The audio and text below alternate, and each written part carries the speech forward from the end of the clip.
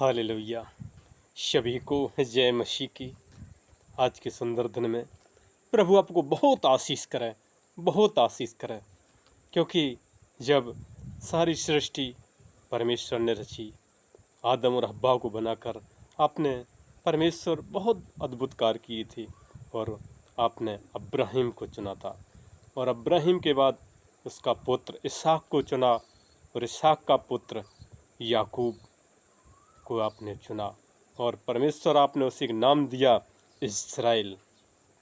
और उसी के वंश के द्वारा राजा दाऊद डेविड किंग आए और उसका पुत्र सुलेमान किंग आया, जिसने आपका भवन इस्राएल में बनवाया जहाँ प्रार्थना होती है। और उसी के वंश के द्वारा जो यूसुफ आए थे यहाँ पर, और यूसुफ की जो शादी जो हुई थी वो मरियम के साथ।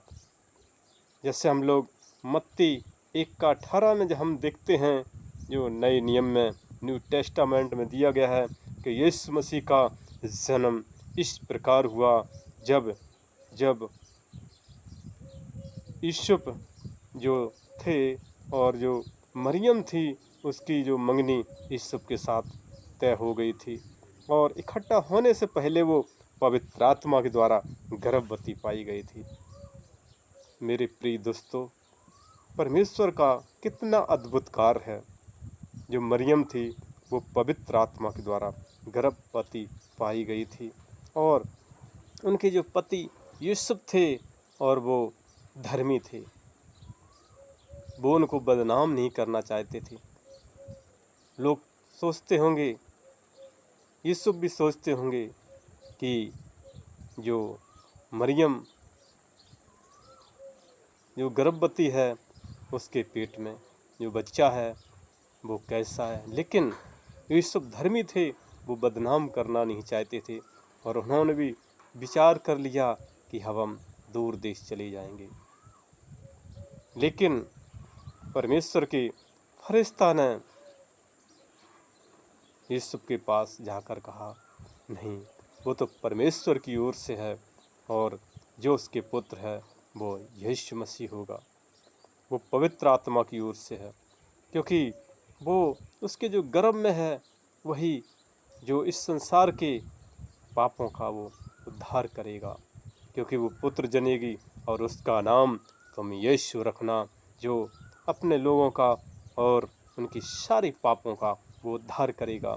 क्योंकि यह इसलिए हुआ कि जब पुराने नियम में हम लोग देखते हैं, जब यशायाह भविष्यवक्ता ने जो एक, क्योंकि वो बड़ा नबी था और उसने लिखा परमेश्वर की ओर से कि एक कुंवारी गर्भवती होगी और वो पुत्र जनेगी और उसका नाम इम्मानुएल होगा।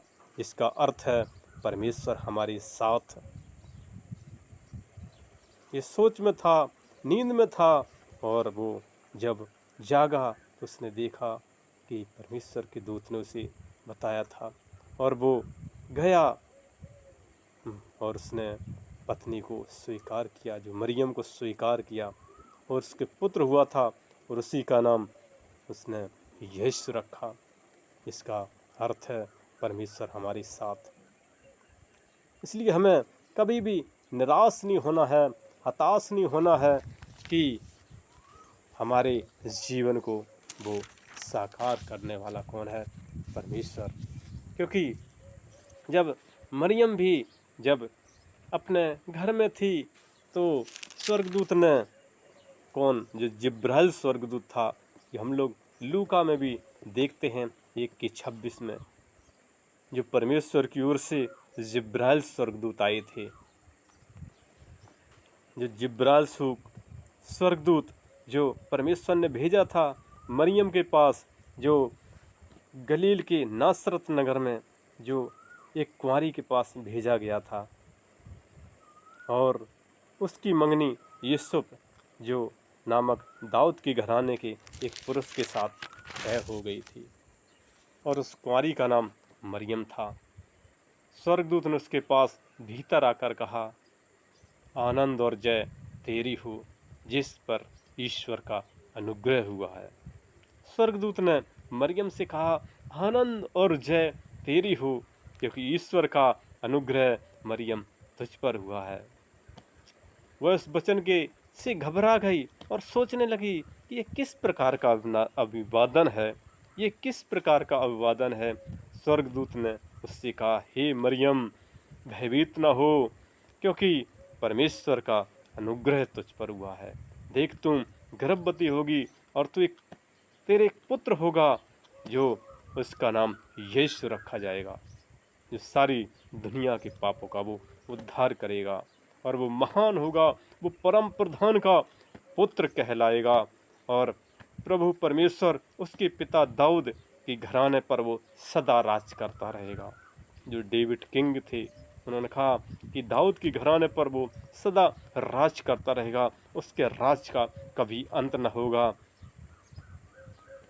क्योंकि परमेश्वर का वचन कहता है कि वो दाऊद जो याकूब के वंश से आए थे, याकूब के घराने पर वो राज करेगा।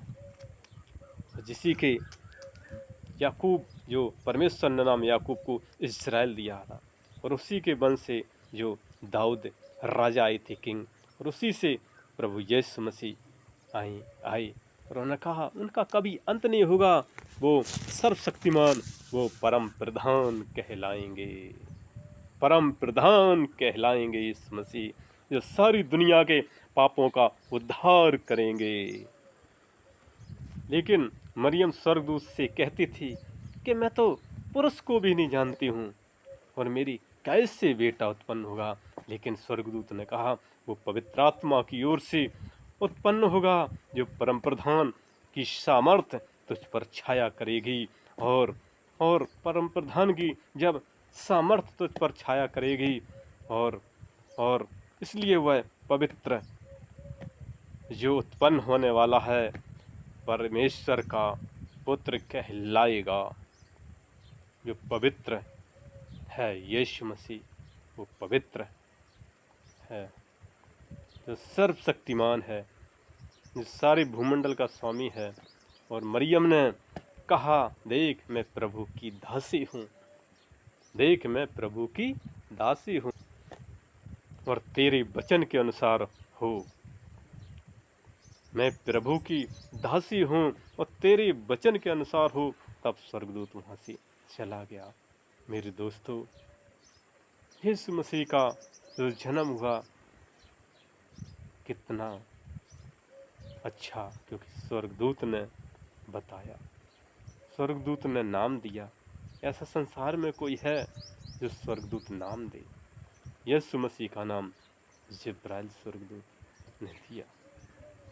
ये परमेश्वर के हर समय वो पास रहते हैं, इसके 6 पंख होते हैं, और दिन रात यही कहते रहते हैं, सेनाओं की यहोवा पवित्र पवित्र पवित्र। इसलिए हमें उस परमेश्वर का धन्यवाद करना है, जिसने इस संसार में हम सबके गुनाहों की खातिर भेजा। यदि ना हम प्रभु को जानते तो इस संसार में उस गलत संगत में पड़े होते, गलत शिक्षा में पड़े होते। लेकिन उन्होंने उस अंधकार से निकाला, वो एक ज्योति बनकर आए। जैसे यूहन्ना कहता है, वो ज्योति हैं, वो ज्योति में सदा रहने वाले। इसलिए हमें उस परमेश्वर का धन्यवाद करना है, स्तुति करना है, जय जयकार करना है। पतरस भी कहते हैं, वो पवित्र है, तुम भी पवित्र बनो, वो पवित्र है, तुम भी पवित्र बनो। इसलिए मेरे प्रिय दोस्तों, भाई बहनों, हमें इस संसार में जब तक रहना है पवित्रता से रहना है, क्योंकि एक दिन उस परमेश्वर के पास जाना पड़ेगा। इस संसार को छोड़कर जाना पड़ेगा, वहाँ पर फिर कहाँ पहुँचेंगे। यीशु मसीह एक मार्ग, वही सत्य, वही जीवन है, वही स्वर्ग तक ले जा सकता है। उसने कहा है, मैं पवित्र आत्मा तुम्हारे बीच में छोड़े जाता हूँ, वही तुमको सिखाएगा कैसे चलाएंगे, कैसे चलना है इस पृथ्वी पर। इसलिए हमें सुबह प्रार्थना, शाम प्रार्थना, दिन प्रार्थना, जब भी समय मिले उससे प्रार्थना करें, उसकी जय जयकार करें, उसकी जय जयकार करें, क्योंकि वो परमेश्वर है, उसका नाम यीशु मसीह है। इसलिए उसकी महिमा करें, आदर करें, प्रशंसा करें, बढ़ाई करें, उसकी संगति में जाएं। उसका वचन कहता है 6 दिन काम करो, एक दिन आराधना का दिन है, प्रार्थना का दिन है, संडे का दिन है, छुट्टी का दिन है। उसकी महिमा करें, उसकी महिमा करें मेरे दोस्तों, उसकी प्रशंसा करें, बढ़ाई करें, तारीफ करें। और उसने कहा है, यूहन्ना भी कहता है कि जिसके पास पुत्र है उसके पास जीवन है, जिसके पास यीशु मसीह नहीं है उसके पास जीवन भी नहीं है, क्योंकि वो स्वर्ग के सिंहासन पर विराजमान है, वही न्याय करेगा, वही न्याय करेगा। इसलिए उससे प्रार्थना करें, उसके पास आएँ, उसके वचन को पढ़ें, उसके संगत में जाएं। मेरे प्रिय दोस्तों, उसका भजन करें, उसका गीत गाएं, उसकी जय जयकार करें। और ये मैसेज अच्छा लगे तो आप लाइक और सब्सक्राइब ज़रूर करें, और मेरा अगला वीडियो देखने के लिए आप मुझे आगे बढ़ाएं। और लाइक सब्सक्राइब आप ज़रूर करें, ज़रूर करें, ज़रूर करें। धन्यवाद सभी को, धन्यवाद सभी को। आमीन, आमीन, आमीन।